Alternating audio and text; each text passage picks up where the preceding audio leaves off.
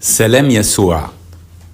واحدة بعتلي سؤال بتقول لي ازاي اعرف ان اللي قدامي تاب توبة حقيقية واتأكد من هذا؟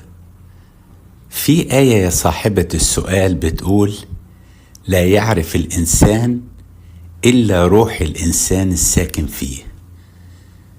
الله يعرفك من جوه وانت تعرفي نفسك من جوه.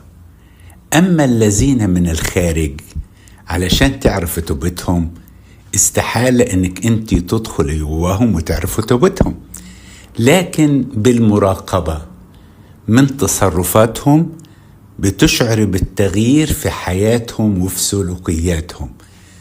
فانت لو انت اتأكدتي ان سلوكياتهم بدأت تتغير، الحاجة اللي كانوا بيغلطوا فيها توقفت، ابتدوا يمشوا حياة كويسة، يبقى كده الإنسان تاب توبة حقيقية.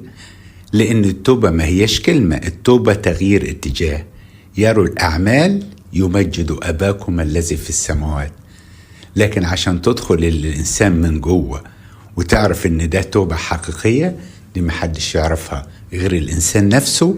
والله يسوع يبارك حياتك. سلام يسوع. في واحدة بتقول ينفع أدي العشور لابني والعطاء في الكنيسة ينفع أحسبها من العشور؟ شكرا. العطاء في الكنيسة يحسب من العشور، لأن العشور عطاء للرب. أما ابنك أو ابنك فأنت مسؤول عنه. فأنت ده العمل اللي بتعمله زي ما بيعملوا أي أب وأي أم مع أولادهم. عشان كده العشور لا تعطى للابن، لكن يعطى من مالك الحي، لأنك أنت مسؤول عن أولادك طول ما أنت عايش. يسوع يبارك حياتك. سلام يسوع. ما هي أعمال النيقولاويين التي يبغضها الله كما جاء في سفر الرؤيا 2:6؟ وشكرا.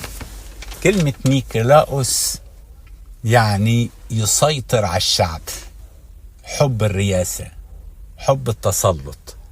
فبيقول له أنت تبغض أعمال النيقولاويين التي أبغضها أنا. لأن ربنا لما التلاميذ اتخانقوا مين فيهم يكون عظيم، قال لهم ما تعملوش زي الأمم، كل واحد عايز يسود على الكل. من أراد فيكم أن يكون عظيما فليكن خادما للجميع. فمن هنا نشوف نيقولاوس. فكلمة نيقولاوس الموجودة في 2، لكن في كنيسة سياتيرا يقول له أنت سبت النيقولاويين وأعمالهم تكون موجودة. لأن سبب انقسام الكنيسة بابا روما اللي حب يبقى يقول لك إن بطرس رئيس الرسل والكنيسة الكاثوليكية ترأس كل الكنايس. فدي الأمور اللي هي حب الرياسة، وربنا ما بيبغضش حب الرياسة. يسوع يبارك حياتك.